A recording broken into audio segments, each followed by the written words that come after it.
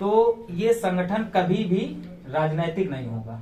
हम लोगों को अगर राजनीति करनी होगी, हमारे लोगों को अगर राजनीति करनी होगी, क्योंकि देखिए युवाओं में राजनीति करने का एक जोश है, जो साथ में जुड़ता है वो भी सोचता है कि भविष्य में हम कहीं सांसद विधायक। चीफ देवा रावत जी, आइए इन्हीं से जानते हैं कि इनका संगठन समाज में किस प्रकार से काम करता है। देखिए हमारा बहुजन आर्मी बहुजन एकता मिशन संगठन है। हमने इसको 14 अप्रैल सन 2018 में इसको बनाया था, इसका गठन हुआ था।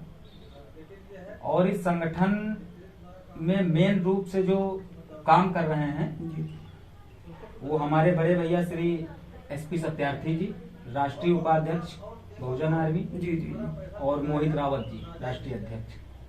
ये संगठन का मेन उद्देश्य ये है कि लगातार दलितों पे, बहुजनों पे, हमारे समाज की माताओं पे, बहनों पे जो अन्याय अत्याचार होता है और उस पे हमारी FIR तक दर्ज नहीं होती है। कह लें कि जब हमारे ऊपर घटना होती है और हमारे घर के लोगों को ही आरोपी बनाया जाता है। तो ये सब देखते हुए और इन सब एक हिसाब से आप जान लीजिए कि जब एकदम इसकी सीमा समाप्त हो गई अत्याचार करने वालों की, इसका सहन करने वालों की, तब ये बहुजन आर्मी का बहुजन आर्मी का उदय हुआ। बहुजन आर्मी यूपी में ही काम कर रही है या यूपी के अलावा किसी प्रदेश में काम कर रही है, और यूपी में किन किन जनपदों में काम कर रही है?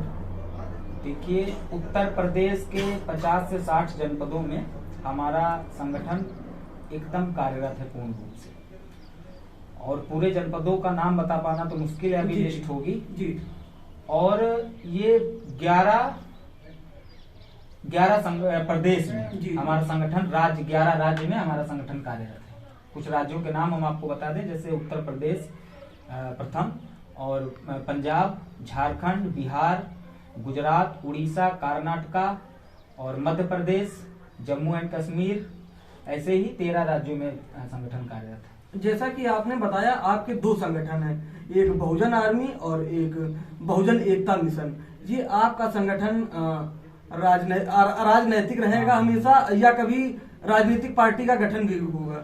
ऐसा कभी नहीं होगा। ये बहुजन आर्मी और बहुजन एकता मिशन, ये संगठन 2 नहीं, एक ही संगठन है। तो ये संगठन कभी भी राजनीतिक नहीं होगा। हम लोगों को अगर राजनीति करनी होगी, हमारे लोगों को अगर राजनीति करनी होगी, क्योंकि देखिए युवाओं में राजनीति करने का एक जोश है, जो साथ में जुड़ता है वो भी सोचता है कि भविष्य में हम कहीं सांसद विधायक बनेंगे, और बनना भी चाहिए। राजनीति में हिस्सा लेना बहुत जरूरी है। जब आप राजनीति में हिस्सा नहीं लेंगे तो अयोग्य व्यक्ति आप पे शासन करेगा।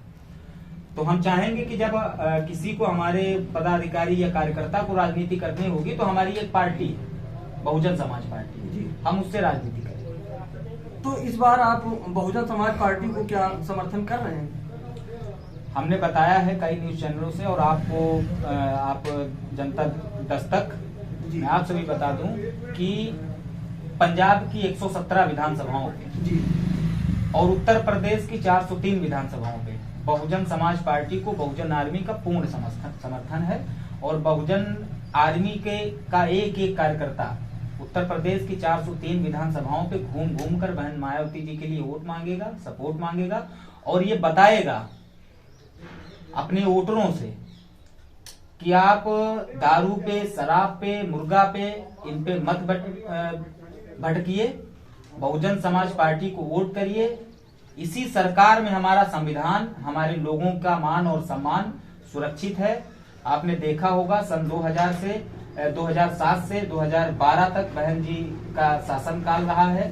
इसमें आपने स्कूलों की हालत भी देखी होगी, और तमाम जो ऐसे सरकारी संस्थान हैं, चाहे वो ब्लॉक ले लीजिए, चाहे आप तहसील ले लीजिए, चाहे आप थाना ले लीजिए, सभी के साथ जाएंगे जी। व्हाइट कपड़े, सूट और बूट के साथ जब आप थाने में जाएंगे तो वहां पे बैठे मिश्रा, शुक्ला, त्रिवेदी, यही लोग काबिज हैं वहां पे, तो तब आपकी सुनवाई करेंगे। और बहन जी के राज में ये रहा कि आप, जैसे होता है ना कि दलितों को कहा जाता है कि गंदे रहते हैं, कपड़े नहीं रहते हैं, अब तो काफी चेंजिंग आई, बदलाव आया है।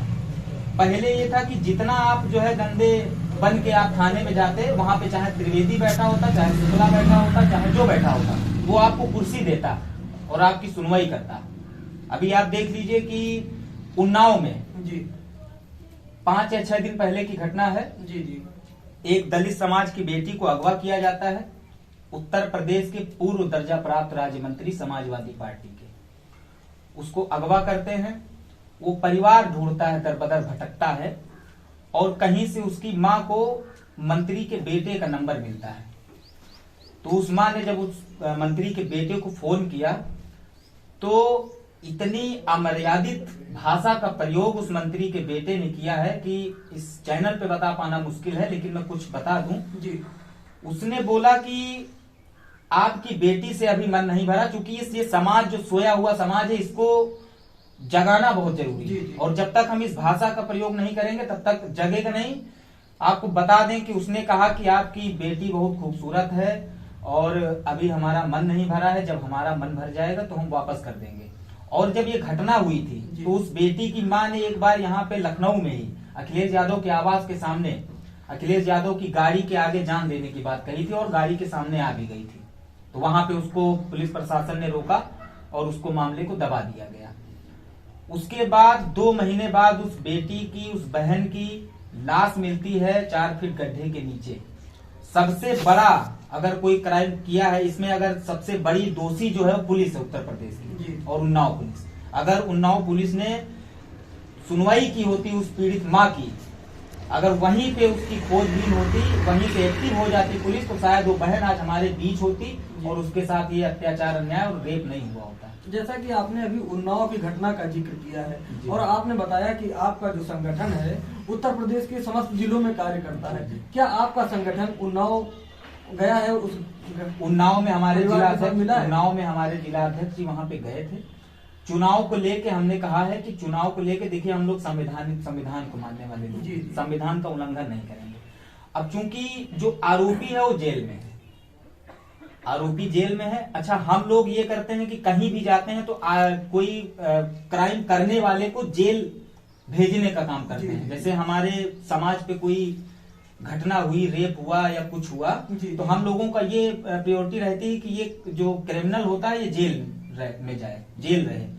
तो अब वो तो जेल में है। अब इसके बाद उसमें क्या कार्रवाई हो रही है, हम लोग इसकी मांग करेंगे फास्ट ट्रैक कोर्ट में मुकदमा चले और जल्द से जल्द डे बाय डे इस केस की सुनवाई हो। अब ये चुनाव के बाद 10 मार्च के बाद हम स्वयं जाएंगे, पीड़ित परिवार से मिलेंगे और एक बड़ा आंदोलन करेंगे। जी बिल्कुल, मैं भी चाहता हूं कि उस पीड़ित परिवार को न्याय मिले।